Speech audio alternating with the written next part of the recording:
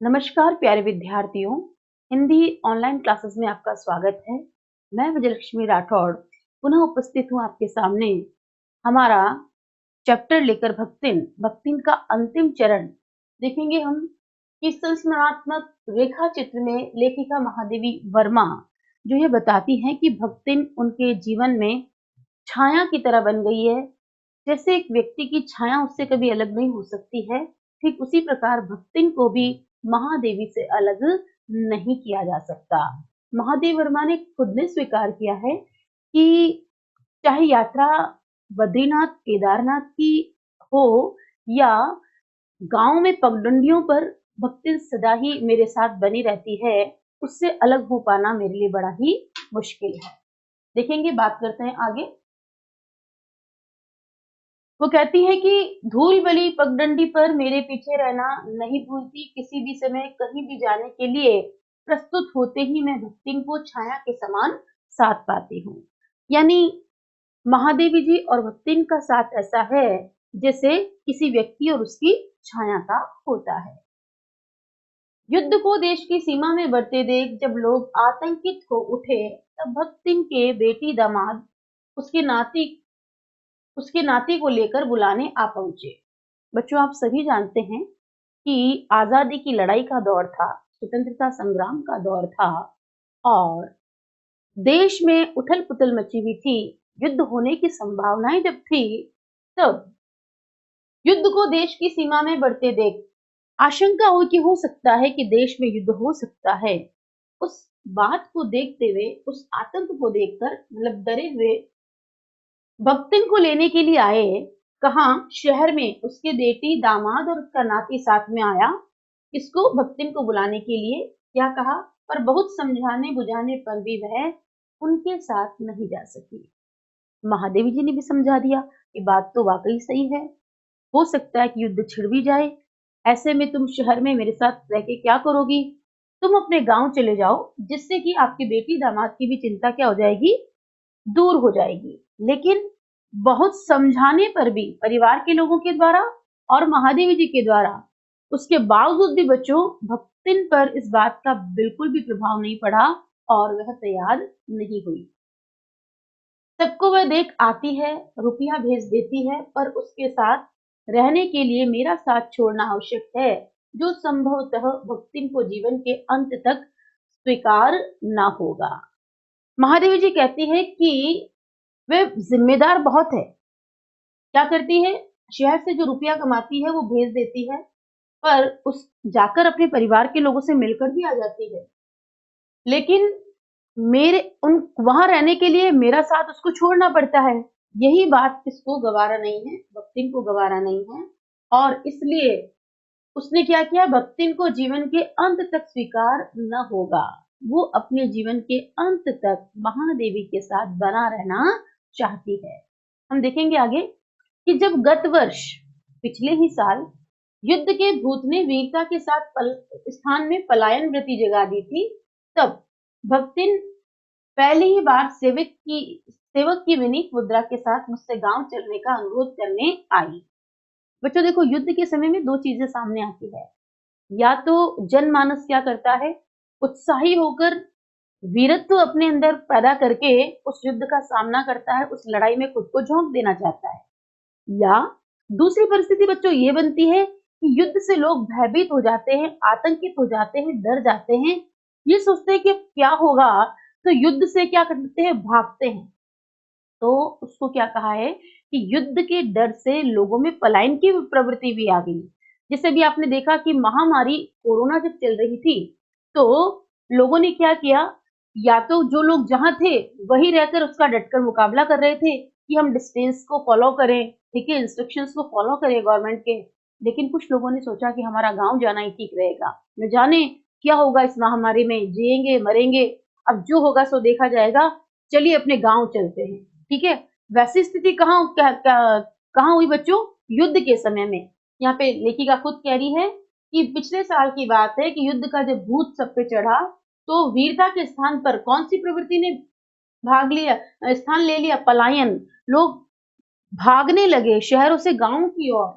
तब भक्तिन ने भी पहली बार आकर जिस तरह से एक सेवक विनती करता है, उस विनती की मुद्रा बनाकर क्या कहा कि आप मेरे साथ गांव चलिए।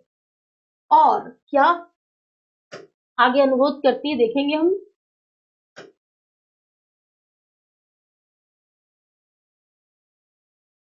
वे लकड़ी रखने के मचान पर अपनी नई धोती बिछाकर मेरे कपड़े रख देगी। लेखिका को वो आश्वस्त करती है, विश्वास दिलाती है कि मेरे गांव में आपको किसी प्रकार की कोई असुविधा नहीं होगी, मैं आपके लिए बहुत सारी व्यवस्थाएं कर दूंगी। क्या कहती है? लकड़ी के मचान पर नई धोती बिछाऊंगी और मेरे कपड़े रख देगी। मेरे से मतलब है बच्चों यहाँ लेखिका महादेव वर्मा से। दीवार में कीले गाड़कर उन पर तख्ते रखकर मेरी किताबें सजा देगी। धान के पुआल का एक गोदरा बनवाकर उस पर अपना कंबल बिछाकर वह मेरे सोने का प्रबंध कर देगी। मेरे रंग स्याही आदि को नई हंडियों में संजो कर रख देगी। ठीक है, जो नई हंडिया होती है उसमें संजो कर रख देना, यानी बड़े ही अच्छे से वो रख देगी। और कागज पत्रों को छीके में यथास्थिति एकत्र कर देगी। चीजें सामान को टांगने का जो छीका होता है उस पर वो कागजों को अच्छे से रख देगी।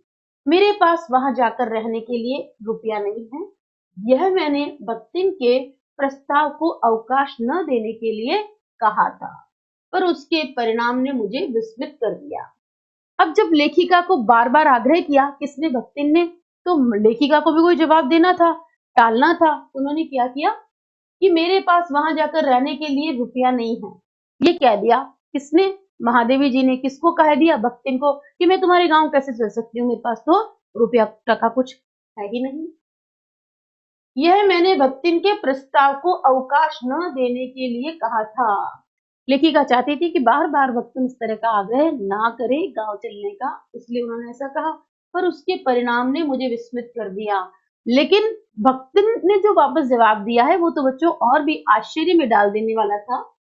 भक्तिन ने परम रहस्य का उद्घाटन करने की मुद्रा बनाकर और पोपला मुंह मेरे कान के पास लाकर हौले हौले बताया कि उसके पास 5 बीसी और 5 रुपया गड़ा रखा है। आज भक्तिन ने अपने दिल की बात खोलकर सीधे महादेवी के कानों में चुपके से बताया है, जो वह बात किसी को नहीं बताती है। अपनी संपत्ति से संबंधित, अपने रुपयों से संबंधित उसने पूरे विश्वास के साथ अपनी स्वामीन भक्तिन महादेवी जी को बता दिया है। क्या बताया है? कि पैसे की तो चिंता की आवश्यकता ही नहीं है, इस विषय में तो आपको सोचना ही नहीं चाहिए, क्योंकि वो कहना चाहती है, धीरे धीरे कान में क्या बोलती है कि मेरे पास 5 बीसी और 5 रुपया गड़ा रखा है। बच्चों ये देखिए, 5 रुपया तो आप सभी जानते हैं, पहले जो है 5 बीसी इस तरह के रुपए मतलब पैसे चलते थे जिसको काउंट किया जाता था। ठीक है, वो कहती है कि मैंने क्या कर रखा है, बुरे समय के लिए धन को जोड़ के रख रखा है। और देखो, पहले लोग क्या करते थे, बैंकों की सुविधा नहीं होती थी तो अपने घरों में ही किसी स्थान पर उसे छिपाने के लिए धरती को मतलब क्या कहते हैं, जमीन को खोदकर गाड़ के पैसा रख देते थे, उसी से वह सब प्रबंध कर लेगी। फिर लड़ाई तो कुछ अमरौती खाकर आई नहीं, ऐसा तो है नहीं कि युद्ध हमेशा चलने वाला है। ठीक है, हो सकता है कि वो समाप्त हो जाए, जब सब ठीक हो जाएगा तब यही लौट आएंगे। भक्तन की कंजूसी के प्राण पूंजीभूत होते होते पर्वताकार बन गए थे। पूरी सारे लोग जानते थे भक्तिन के विषय में कि वो बड़ी ही कंजूस है। ठीक है, और इस कंजूसी के कारण वो बड़ी ही फेमस हो गई थी। कंजूसी के प्राण पूंजीभूत होते होते पर्वताकार बन गए थे। कहने का मतलब है कि वो इतनी ज्यादा कंजूस थी कि उसकी कंजूसी पूरी तरह से फेमस हो चुकी थी। परंतु इस उदारता के डायनामाइट ने क्षण भर में उन्हें उड़ा दिया। लेकिन आज जो उदारता किसने बताई है बच्चों? भक्तिन ने बताई है। किसके सामने? महादेवी के सामने। वो तो एक तरह से क्या है, उदारता के डायनामाइट ने, यानी जो आज उदारता का जो बम विस्फोट किया उसने, उस पर तो वाकई स्वयं महादेवी जी को भी क्या नहीं हो रहा बच्चों, विश्वास नहीं हो रहा है। इतने थोड़े रुपए का कोई महत्व नहीं है, लेखिका कहती है, परंतु रुपये के प्रति भक्तिन का अनुराग इतना प्रख्यात हो चुका है कि मेरे लिए उसका परित्याग मेरे महत्व की सीमा तक पहुंचा देता है। लेखिका कहती है कि मैं ये जानती हूँ कि इतने से रुपयों का कोई बहुत अधिक मूल्य नहीं है और ना ही महत्व है, लेकिन वो इतनी कंजूस महिला है जिसने कि उसको बहुत ही मुश्किल से उस रुपयों को जोड़ा होगा, लेकिन बात जब मेरे लिए आती है, मेरे महत्व की आती है, तो वो उन रुपयों को भी क्या कर देना चाहती है, मेरे लिए जोड़ना आवश्यक नहीं समझती। कहने का अर्थ यह है बच्चों कि भक्तिन का अपनी स्वामी स्वामिनी या कह सकते हैं महादेवी के प्रति इतना अपने लगाव हो चुका है कि वो अपना सब कुछ उनके लिए त्याग कर सकती है। देखेंगे आगे। भक्तिन और मेरे बीच में सेवक स्वामी का संबंध है, यह कहना कठिन है। गौर कीजिएगा, लेखिका कहती है कि भक्तिन और मेरे बीच में सेवक स्वामी का संबंध है, यह कहना कठिन है।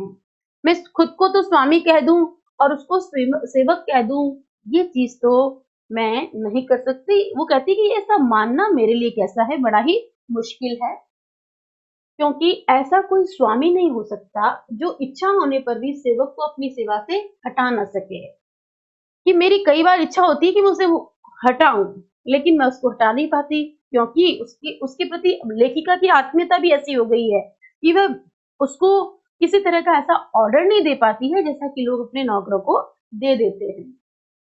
साथ ही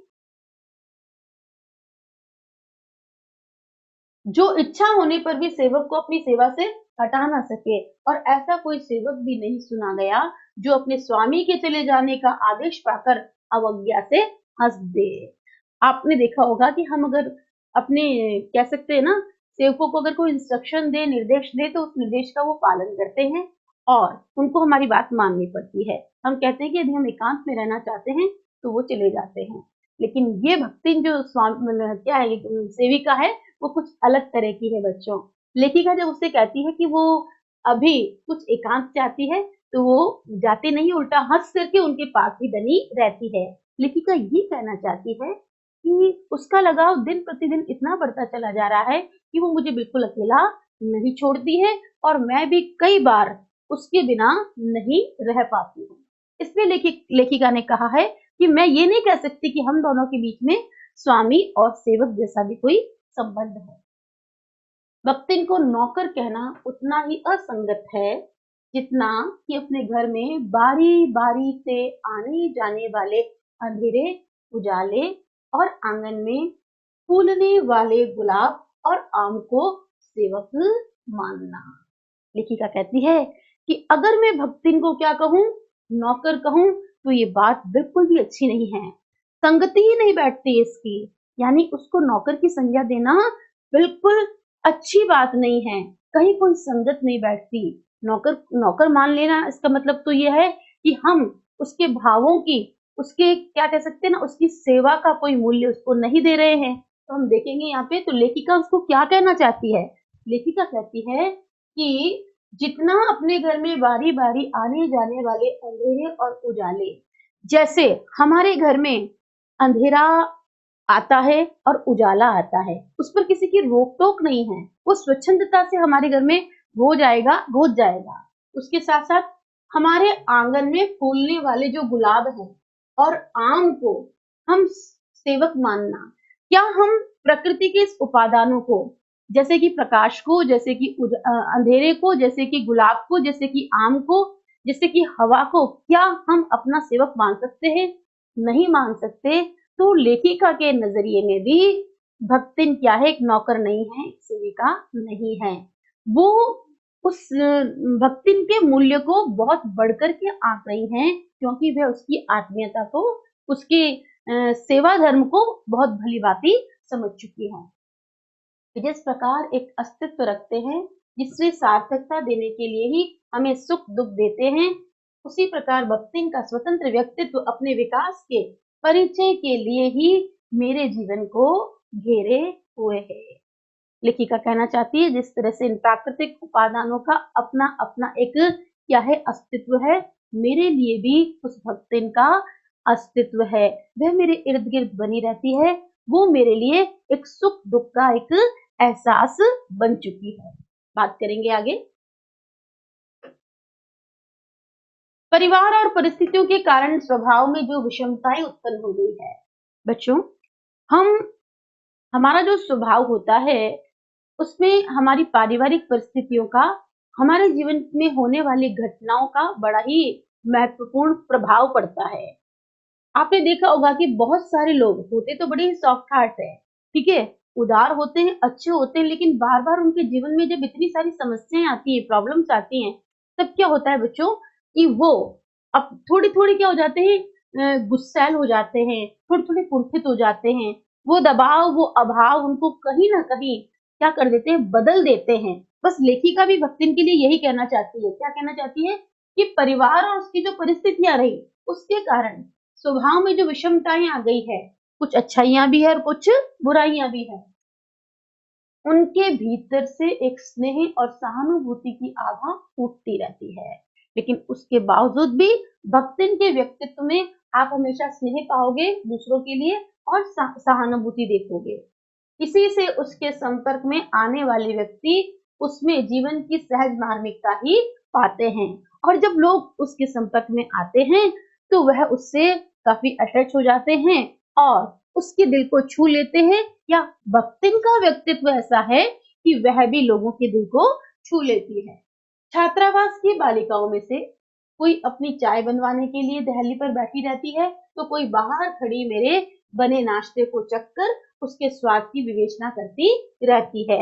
लेखिका ने बताया कि वो पढ़ाती हैं और वो छात्रावास में भी रहती हैं, तो छात्रावास की बहुत सारी लड़कियां भक्तिन से पूर्णतः परिचित हो चुकी है और वह रोजाना किसके पास चली आती है, महादेवी के साथ। तो लेखिका बताती है कि छात्रावास की जो लड़कियां हैं, कोई तो चाय बनवाने के लिए वहां खड़ी रहेगी, उसके साथ साथ कोई बार इसलिए भी खड़ी रहती है कि नाश्ते को चखकर बताना चाहती है कि ये कैसा बना है। मेरे बाहर निकलते ही सब चिड़ियों के समान उड़ जाती हैं, ठीक है, और भीतर आते ही यथास्थान विराजमान हो जाती है।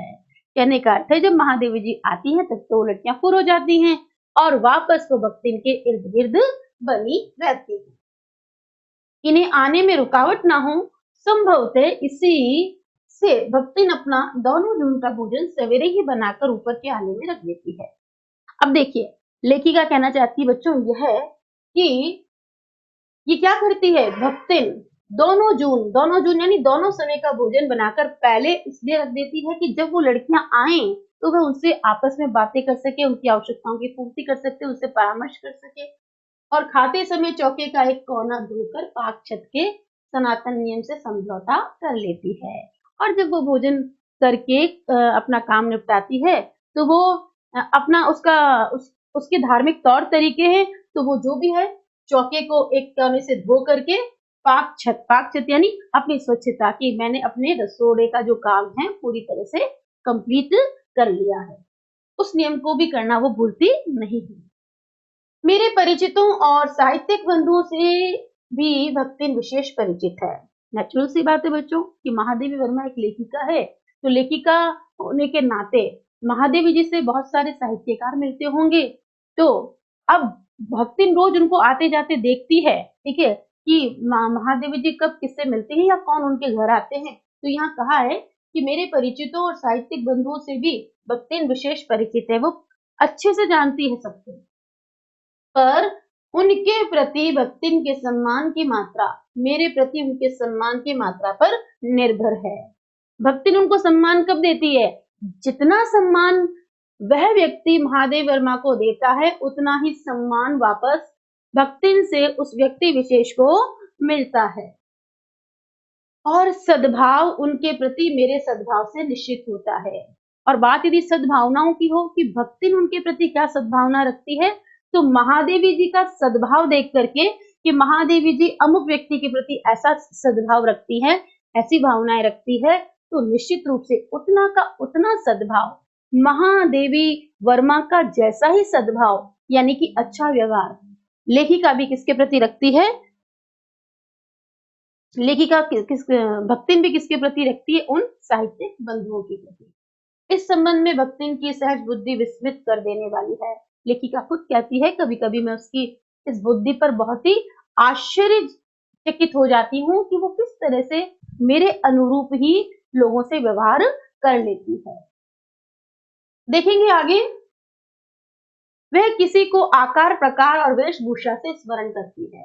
अब वह सबके नाम बेशक जानती होगी, लेकिन उसके बताने का तरीका क्या है कि वे किसी भी व्यक्ति को उसके आकार प्रकार के, वो कैसा है, मोटा है, पतला है, लंबा है, ठिगना है, और उसके साथ साथ उसके कपड़ों, उसकी वेशभूषा से स्मरण रखती है। अच्छा वो लंबे बाल वाला, अच्छा वो तिगना आदमी, ठीक है, अच्छा वो धोती वाला, वो टोपी वाला, इस तरह से याद रखती है।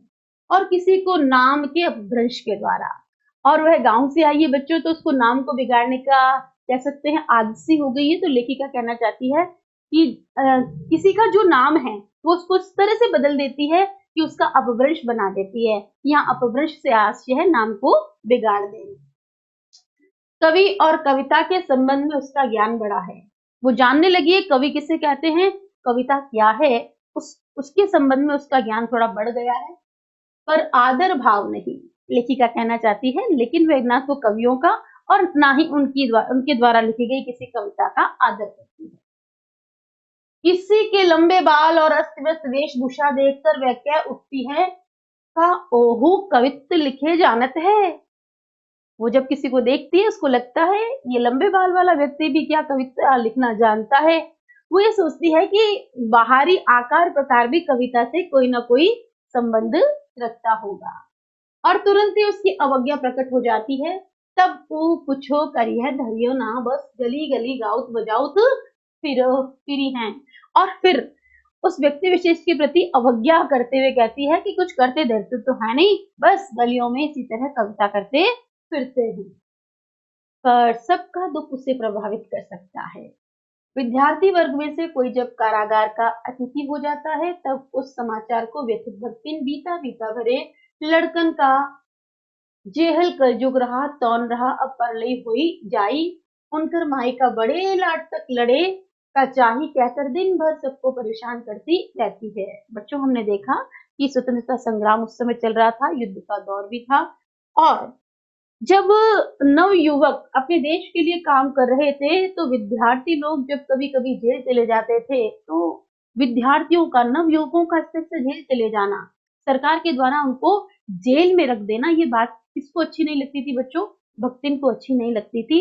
भक्तिन इन घटनाओं से बहुत अधिक परेशान हो जाती थी, और वह उन बातों को बार बार रह रहकर पूरे दिन में दोहराती थी, और क्या कहती थी कि बड़ा ही घोर कलयुग है, प्रलय हो गई है, ठीक है, उनकी माताओं को किसी बड़े अफसर तक जाकर के उनके लिए लड़ना चाहिए, ऐसा कहकर वह दिन भर सबको परेशान करती रहती थी। कहने का अर्थ यह है कि उनके सराउंडिंग जो कुछ भी चल रहा था, आसपास जो भी घटनाएं होती थी, उनसे भक्तिन अपरिचित नहीं थी, अपितु संवेदनशील थी। उन बातों का बहुत प्रभाव पड़ता था किस पर, भक्तिन पर।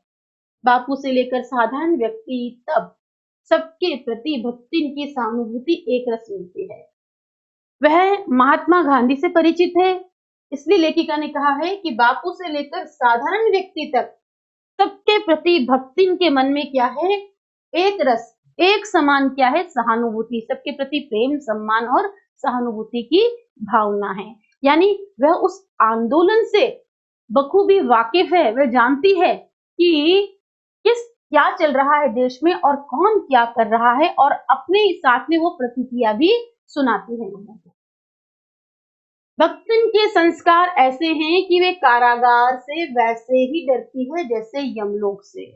बच्चों जब हम बड़े होते हैं तो छोटी उम्र में ही हमें क्या होती है, कुछ बातों से या तो डर लगता है या कुछ बातों को लेके उत्साह होता है।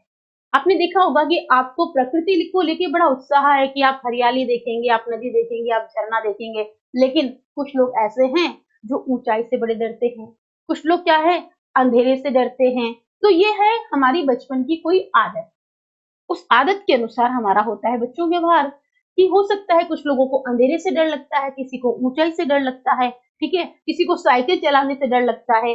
तो ये क्या है, हमारे बचपन के संस्कार की बात है। जैसे हमारी बचपन की आदत पड़ गई है वैसा ही हमारा व्यवहार होता है। तुम देखेंगे यहाँ पर कि भक्तिन के बचपन के संस्कार कुछ ऐसे हैं कि वे कारागार कहते हैं जेल को, वैसे ही डरती है जैसे यमलोक से। जैसे लोगों को यमराज और यमलोक से डर लगता है, मृत्यु लोक से डर लगता है, वैसे ही भक्तिन को किससे डर लगता है बच्चों, कारागार का नाम सुनते ही वह कांपने लगती है। ऊंची दीवार देखते ही वह आंख मूंद कर बेहोश हो जाना चाहती है। बचपन में उसने सुना होगा जेल किसे कहते हैं, जेल में क्या होता है। तो जब वो लंबी ऊंची दीवार देखती है जेल के नाम की, तो वो पहले से ही डर जाती है और आंख मूंद कर क्या हो जाती है, बेहोश हो जाना चाहती है। उसकी यह कमजोरी इतनी प्रसिद्धि पा चुकी है कि लोग मेरे जेल जाने की संभावना बता बता कर उसे चिढ़ाते रहते हैं। और देखना, जब आसपास के लोगों को ये बात पता चल जाती है बच्चों की हम किस बात से डरते हैं, तब लोग उसका क्या करते हैं, आनंद लेते हैं, उसकी मजाक बनाते हैं, हमें डराते हैं। तो भक्तिन के बारे में सब लोगों को पता है कि भक्तिन क्या करती है, जेल से डरती है, जेल जाने से डरती है। अब आसपास के लोग आकर भक्तिन के बड़े मजे लेते हैं और ये कहते हैं कि आपको पता है महादेवी जी को जेल होने वाली है और अब ये जेल जाएंगी। ऐसी बातें सुन सुन करके लोग उनको डराते हैं, एक तरह से उसके चटकारे लेते हैं, मजे लेते हैं। वह डरती नहीं, यह कहना असत्य होगा। वह डरती तो है, भीतर से बहुत डरी हुई होती है, पर डर से भी अधिक महत्व मेरे साथ का ठहरता है। अब वो अंदर से डर चुकी है कि अगर महादेवी जी को जेल होती है तो निश्चित रूप से ये सोचने की बात है, लेकिन वहां अब वो जेल से इतना नहीं डर रही है जितना वो किस बात के बारे में सोचती है कि अगर महादेवी वर्मा उधर जाएंगी तो मुझे भी तो वहां साथ जाना पड़ेगा। चुपचाप मुझसे पूछने लगती है। क्या पूछती है लेखिका से वह, कि वह अपनी क्या धोती, कौन सी धोती साबुन से साफ कर ले, कि बताओ तो सही मैं अपनी कौन सी धोती को साबुन से रगड़ कर साफ करूं जिससे क्या होगा कि मुझे वहां उसके लिए लज्जित ना होना पड़े, कि अगर मैं आपके साथ जेल चलूंगी तो आपको वहां पर मेरे लिए कोई शर्म नहीं उठानी पड़े, मैं स्वच्छता के साथ अपने क्या कर लूं, धोती धो लूं। क्या क्या सामान बांध ले, मैं क्या साथ में रखूं जिससे मुझे वहां किसी प्रकार की असुविधा ना हो। मैं बिल्कुल नहीं चाहती कि महादेवी जी को किसी प्रकार की कोई असुविधा कहीं भी हो। ऐसी यात्रा में किसी को किसी के साथ जाने का अधिकार नहीं। यह आश्वासन भक्तिन के लिए कोई मूल्य नहीं रखता। अब लेखिका जब उसके समझाती है कि यदि किसी को जेल होती है, कारावास यदि जाना होता है, तो उस व्यक्ति विशेष को अकेले ही जाना पड़ता है, उसके साथ कोई नहीं जा सकता, ना कोई उसका मित्र जा सकता है, ना कोई उसका भाई बंधु जा सकता है, लेकिन इस बात का भक्तिन को कोई लेना देना नहीं है। वो उस बात को एक कान से सुनती है और दूसरे कान से क्या करती है बच्चों, निकाल देती है। वह मेरे न जाने की कल्पना से इतनी प्रसन्न नहीं होती जितनी अपने साथ न जाने सकने की संभावना से अपमानित होती है। ठीक है, लेखिका कहना चाहती है अगर उसको ये फील हो जाए, अनुभव हो जाए कि वह मेरे साथ नहीं जा सकेगी, तो वह अपने आप को कैसा महसूस करती है बच्चों, अपमानित, कि न जाने किसी ने उसको क्या कर दिया, अपमानित कर दिया है। भला ऐसा अंधेर हो सकता है, ठीक है, जहां मालिक वहां नौकर, मालिक को ले जाकर बंद कर देने में इतना अन्याय नहीं है। लेखक कहना चाहती है कि भक्ति ऐसा सोचती है कि आप लोग ले गए और मालिक को बंद कर दिया, ठीक है, जेल में, उसको मैं अन्याय नहीं कहूंगी, पर नौकर को अकेले मुक्त छोड़ देने में पहाड़ के बराबर अन्याय है।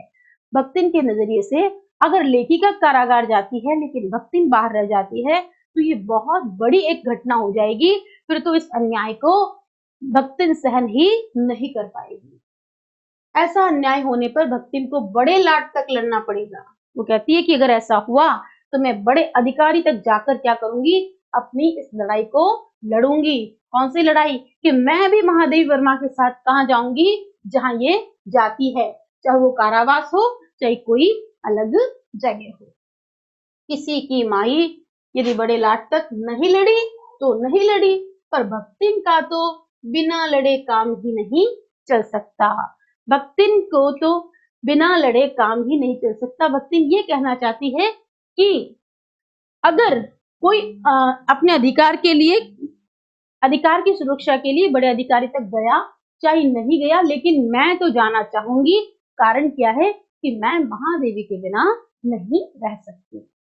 देखेंगे, ऐसे विषम प्रतिद्वंदी की स्थिति कल्पना में भी दुर्लभ है।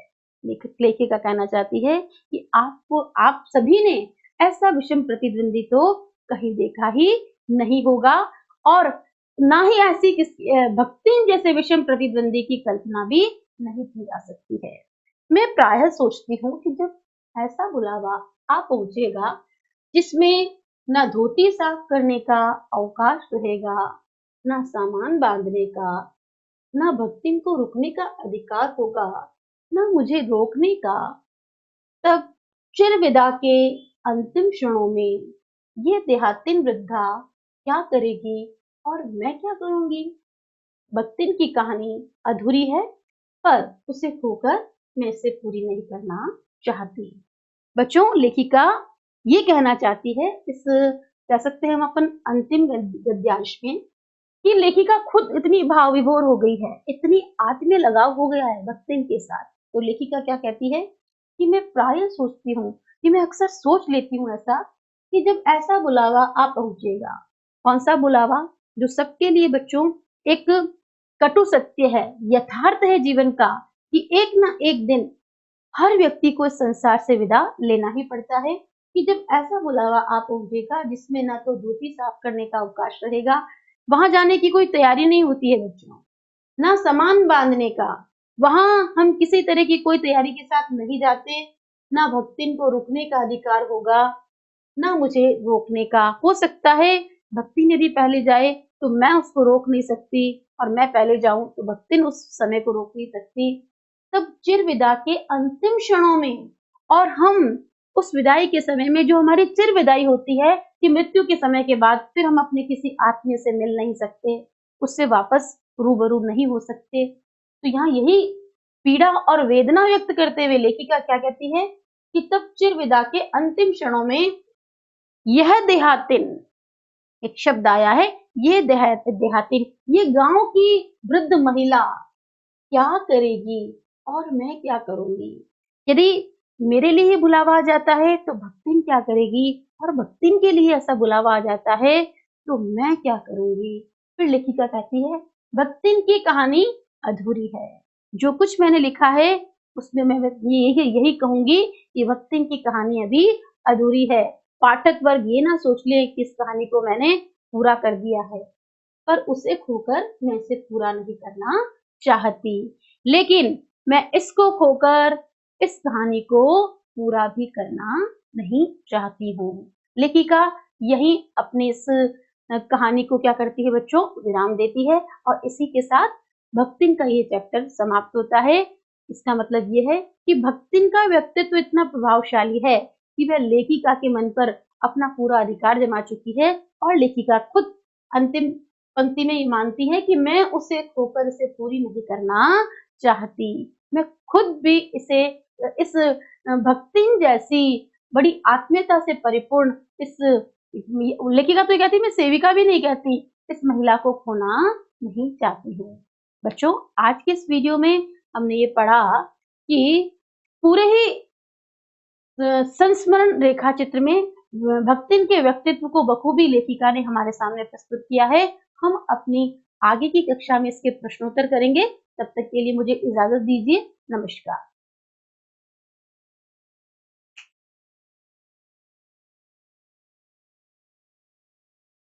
नमस्कार विद्यार्थियों, बात करेंगे भक्तिन का जो हमने चैप्टर पढ़ा है उसके प्रश्नोत्तर की और।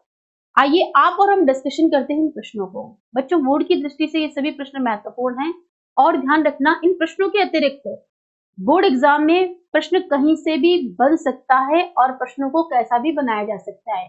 प्रश्न की भाषा को पूरा पूरा बदला जा सकता है, लेकिन जब आपने भक्तिन की इस कहानी को बहुत अच्छे से पढ़ लिया है लाइन टू लाइन और समझ लिया है, तो आप इसके उत्तर देने के लिए एक सामर्थ्य बना लेते हैं, एक क्षमता बना लेते हैं। और उसके बाद डिपेंड करता है बच्चों आपके अभ्यास पर कि आप किस तरह से इन प्रश्नों को हल करते हैं और समझते हैं। आइए आप और हम करते हैं भक्तिन के अभ्यास प्रश्न। भक्तिन अपना वास्तविक नाम लोगों से क्यों छिपाती है, और भक्तिन को ये नाम किसने और क्यों दिया? देखिए बच्चों, हमने पढ़ा कि भक्तिन का जो वास्तविक नाम है लक्ष्मी या लक्ष्मीन है। ये नाम जो है सौभाग्य का सूचक है, और लक्ष्मी नाम से ये इंगित होता है कि व्यक्ति विशेष के पास कभी भी धन संपदा की कोई कमी नहीं है। लेकिन भक्तिन का भाग्य ऐसा नहीं है। उसने आजीवन किसका संघर्ष देखा है? रुपयों का संघर्ष देखा है। और इसके अतिरिक्त वो रुपए कमाने के लिए अपना गांव छोड़कर कहाँ जाती है बच्चों? शहर जाती है। और इससे शर्मिंदगी को महसूस वो करती है कि मेरा नाम तो क्या है, भक्तिन है, लेकिन मेरे कपाल में, मेरे भाग्य में लक्ष्मी का क्या है, बड़ा ही अभाव है। वह सिर्फ इसी बात के लिए अपना नाम क्या करती है, लोगों से छुपाना चाहती है। अब देखिए भक्तिन को ये नाम किसने दिया, भक्तिन को ये नाम महादेवी वर्मा ने दिया। और प्रश्न आता है कि क्यों दिया, तो भक्तिन के व्यक्तित्व और उसकी वेशभूषा को देखकर, और देखेंगे कि जैसे जब महादेवी वर्मा के पास जब वो पहुंचती है तो जो सादगीपूर्ण उसका व्यक्तित्व है, जैसा कि उसने अपने गले में क्या पहन रखी है, कंठी माला पहन रखी है, उस आधार पर लेखिका को ऐसा लगता है कि ये सदग्रस्त होते हुए भी कोई साध्वी है। तब ये कह सकते हैं हम, ये भक्ति नाम महादेवी वर्मा ने उसके व्यक्तित्व और उसकी वेशभूषा के आधार पर उसको दिया है। दो कन्या रत्न पैदा करने पर भक्तिन पुत्र महिमा में अंधी अपनी जिठानियों के द्वारा घृणा और उपेक्षा की शिकार बनी। बच्चों हम इसमें इस पाठ में हमने पढ़ा कि वास्तव में उसकी सास और जिठानियां, जब भक्तिन ने क्या किया, उसके एक नहीं और 3 बेटियां लगातार हुई, तो कहीं ना कहीं परिवार की महिलाओं के द्वारा बड़ी उसकी उपेक्षा हुई। और हम देखते हैं ऐसी घटनाओं से ही अक्सर ये धारणा चलती है कि स्त्री की दुश्मन होती है। क्या इससे आप सहमत हैं बच्चों? बिल्कुल हम इस कथन से, इस स्टेटमेंट से पूरी तरह सहमत हैं, क्योंकि हमने इस पाठ में देखा है और इसके अतिरिक्त हम समाज में भी देखते हैं कि यहाँ पर जो भक्तिन की और उसकी बच्चियों की जो उपेक्षा हुई है, उनके साथ अत्याचार हुआ है, उस अत्याचार को करने में किसी दूसरे का, पुरुषों का कोई सहयोग नहीं है, अपितु घर की महिलाएं ही, जैसे कि भक्तिन की सास, भक्तिन की जिठानियां क्या करती है, उसके बच्चों की उपेक्षा करती है, उनके साथ अन्याय करती है। और आपने देखा होगा कि अन्य समाज और अन्य परिवारों में भी, अगर हम भक्तिन की बात को छोड़ दें, तो जहां कहीं भी स्त्रियों के साथ, चाहे बात दहेज की हो, चाहे बात लड़के लड़की में अंतर की हो, और चाहे अन्य कुरीति की हो, तो इन कुरीतियों को बढ़ावा देने में बच्चों सीधा सीधा स्त्रियों का ही रोल होता है, भूमिका होती है। एक महिला ही महिला के मन को समझ नहीं पाती है और वह उसके कष्टों को, पीड़ाओं को बढ़ा देती है। तो हम ये कहेंगे कि हम इस बात से पूर्णतया सहमत हैं। और आपके पास ज्वलंत उदाहरण तो भक्ति का है ही कि किस तरह से सास और जेठानियां पूरे दिन बिना काम किए आराम से ठाट बाट से रहती थी, लेकिन भक्ति और उसकी बेटियों के साथ पूरे दिन अत्याचार कौन करवाती थी, महिलाएं ही करवाती थी। भक्तिन की बेटी पर पंचायत के द्वारा जबरन पति थोपा जाना एक दुर्घटना भर नहीं, बल्कि विवाह के संदर्भ में स्त्री के मानवाधिकार, विवाह करे या ना करे अथवा किससे करे, इसकी स्वतंत्रता को कुचलते रहने की सदियों से चली आ रही सामाजिक परंपरा का प्रतीक है। कैसे? बड़ा ही महत्वपूर्ण प्रश्न है बच्चों। आपकी ओपिनियन को भी पूछा गया है, आप देखेंगे इधर, यहाँ कहा गया कि भक्तिन की बेटी पर पंचायत ने जो जबरदस्ती अपना फैसला सुनाकर उसका जो पति थोप दिया था, ये एक, इसको दुर्घटना मत मानिए कि किसी एक व्यक्ति विशेष के साथ ही ऐसा हो गया है, बल्कि विवाह के संदर्भ में स्त्री के मानवाधिकार, ये स्त्री का अधिकार होना चाहिए कि वो किससे विवाह करे या किससे ना करे, कि उसे विवाह करना भी है या नहीं करना है। इसकी स्वतंत्रता को कुचलते रहने की सदियों से चली आ रही सामाजिक परंपरा का प्रतीक है। जी हाँ, हमारे भारतीय समाज में चाहे लड़की कैसे भी परिवार की हो, कितनी भी शिक्षित हो, उसको विवाह के संबंध में पूरी तरह से स्वतंत्रता आज भी नहीं है। परिवार वालों का उस पर दबाव बना रहता है और उस दबाव के चलते उसको परिवार के लोगों की बात माननी पड़ती है। तो हम इस बात से पूर्णतः सहमत भी है और साथ साथ में हम ये मानेंगे कि यह क्या है कि स्त्री की जो स्वतंत्रता है उसको कुचलते रहने की सदियों से चली आ रही एक सामाजिक परंपरा का प्रतीक बन गया है। समाज के लोग, परिवार के लोग अपना अधिकार मानते हैं कि नहीं, स्त्रियों के संबंध में उनका डिसीजन मेकिंग ही, उनका निर्णय ही क्या होता है, सही होता है, और वो इस विषय में लड़कियों को, महिलाओं को बोलने भी नहीं देते। आज भी हम अखबारों में इस तरह की घटनाओं को पढ़ते रहते हैं कि बहुत योग्य होने पर भी, बहुत काबिल होने पर भी परिवार के लोगों ने दबाव के साथ इस लड़की का विवाह उस अमुक व्यक्ति के साथ कर दिया जो बहुत ही अयोग्य था, या लड़की उसके साथ विवाह करना ही नहीं चाहती थी। तो हम ये कहेंगे कि वास्तव में ऐसे ये कोई एक दुर्घटना नहीं है, लेकिन ये हमारे समाज की एक परंपरा का प्रतीक बन गई है। देखेंगे आगे। भक्तिन अच्छी है, ये कहना कठिन होगा क्योंकि उसमें दुर्गुणों का अभाव नहीं। लेखिका ने ऐसा क्यों कहा है? लेखिका ने बहुत ही कह सकते हैं हम सच्चाई और ईमानदारी के साथ भक्तिन के व्यक्तित्व को हम तक पहुंचाने की पूरी कोशिश की है बच्चों। उन्होंने बताया है कि भक्तिन में अच्छाइयां तो है ही, उन अच्छाइयों का वर्णन तो लेखिका ने कर ही दिया। यह भी बताया है कि उसमें दुर्गुणों का भी अभाव नहीं है। जैसा कि उन्होंने कहा कि वह शहर में आकर इतनी भी सभ्य नहीं हुई है कि वह जी कह करके उत्तर दे। वो आज भी अपनी उसी भाषा में मेरे पुकारने पर आई कहती है। दूसरी बात, वो इतनी जिद्दी है कि उसने मुझे अपने देहात की चीजें तो इतनी बना बना के खिला दी है, लेकिन मेरे कहने पर वो कभी एक रसगुल्ला तक नहीं खाती है। लेखिका को भक्तिन का सिर मुंडवाना बिल्कुल पसंद नहीं है, क्योंकि उनको ऐसा लगता है कि स्त्रियों को अपना सिर नहीं मुंडवाना चाहिए, लेकिन उसके बावजूद भी वह कहती है कि नहीं, शास्त्र कहता है और स्त्रियों को सिर मुंडवाना चाहिए। तो यहाँ पे भी भक्तिन क्या कर लेती है, अपनी मनमानी करती है। उसके बाद लेखिका ने यह भी बताया है कि वो जिस घर में रहती है उस घर को अपना समझते हुए वो कई जहाँ इधर उधर रुपए पड़े रहते हैं उनको बिना पूछे वो क्या करती है, उनको भंडार गृह की मटकी में डाल देती है। कई बार लेखिका ने यह भी कहा कि जब मैंने सभी लोगों के लिए एक नियम बना दिया कि मेरे यहाँ काम करने वाले सभी अपना हस्ताक्षर करके रुपए लेंगे, लेकिन वो पढ़ने लिखने से बचने के लिए वो क्या कहना चाहती है कि नहीं, मेरी मालकिन के पास इतना सारा काम है, मैं कैसे पढ़ सकती हूँ।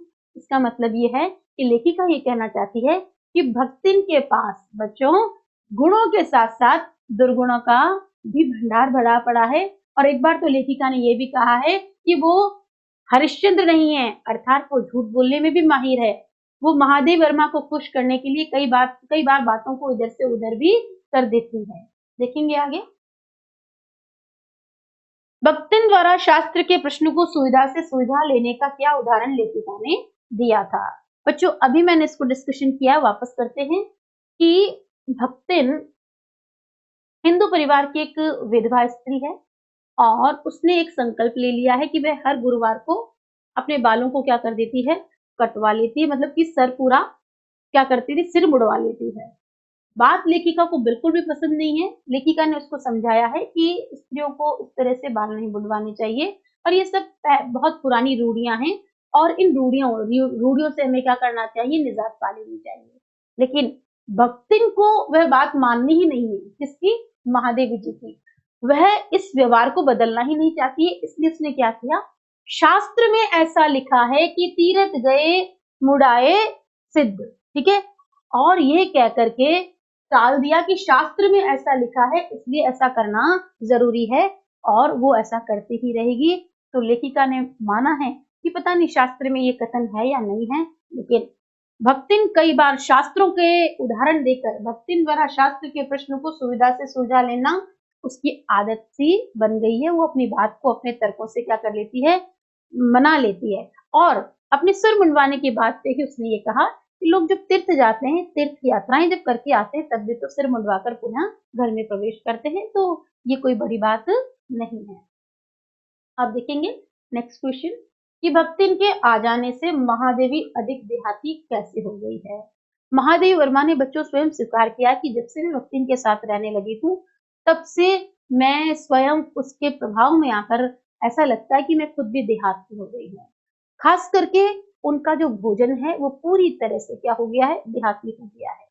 देहाती यानी देहात के क्षेत्र में, गांव में जो चीजें बनती है रसोई घरों में, ठीक है, जैसे कि महुए की लपसी, ठीक है, जैसे कि गुड़ के बारे में बताया है, गाढ़ी दाल के बारे में बताया है। जब मोटी, पहले लेखिका क्या करती थी, पतली रोटी खाती थी और उन्होंने बोला कि मैं बहुत ज्यादा खाने के प्रति क्या नहीं हूँ, वैसे ही मैं खाने के प्रति वीतराग हूँ, मुझे भोजन को लेकर बहुत ज्यादा उत्तेजना नहीं होती, मैं कम ही भोजन करती हूँ। लेकिन ये जो गांव की चीजें बनाती है, उन गांव की चीजों, मतलब कि वो उस राब को खाना, ठीक है, तो यहाँ पे लेखिका ने कहा कि जो कुछ भी वह रसोई में अपने देहात क्षेत्र का बनाती है वो सब उस खाने की मुझे आदत सी हो गई है। और लेखिका ने स्वयं स्वीकार किया है कि भक्तिन के आ जाने से मैं अब क्या हो गई हूँ, देहात की सी हो गई हूँ। नेक्स्ट देखेंगे। पाठ के आसपास आलो अंधारी की नायिका और लेखिका बेबी हालदार और भक्तिन के व्यक्तित्व में आप क्या समानता देखते हैं? बच्चों, आलो आंधारी जो पुस्तक है उसकी जो नायिका है, और हम नायिका के साथ साथ उसको लेखिका भी कहेंगे क्योंकि वह स्वयं उसने लिखी है, वो कौन है? बेबी हालदार है। बेबी हालदार ये कहती है, बेबी हालदार और भक्तिन के व्यक्तित्व में आप क्या समानता देखते हैं? पहली समानता कि बेबी हालदार ने भी अपने जीवन में बहुत संघर्ष किया है, भक्तिन ने भी अपने जीवन में संघर्ष किया है। बेबी हालदार भी एक घरेलू काम वाली है और भक्तिन भी एक घरेलू काम वाली है। बेबी हालदार को भी जिस घर में वह रह रही थी, उस घर में रहने वाले मालिक का क्या मिला? सहयोग मिला, सपोर्ट मिला, और उनकी प्रेरणा से ही उसने पढ़ लिख करके अपनी क्या लिखी है, एक आत्मकथा लिखी है जिसमें वो अपने संघर्ष को दिखाती है कि उसने अपने जीवन में कैसे संघर्ष किया है। यहाँ पर भक्तिन है जो महादेवी वर्मा के साथ रहती है और महादेवी वर्मा के जीवन से इतनी प्रभावित हो गई है कि उसका जीवन पूरी तरह से बदल गया है। तो हम ये देखते हैं कि दोनों ही स्त्रियां आजीवन अपने जीवन में बहुत संघर्ष करती है और संघर्ष करके वह अच्छे लेखकों के संपर्क में रहकर साहित्य जगत में अपना एक नाम भी प्राप्त कर चुकी है। इसी के साथ बच्चों हमारा ये चैप्टर भक्तिन पूर्ण होता है और हम फिर एक नए वीडियो के साथ आपके सामने उपस्थित होंगे नए चैप्टर के साथ। तब तक के लिए बच्चों नमस्कार, धन्यवाद।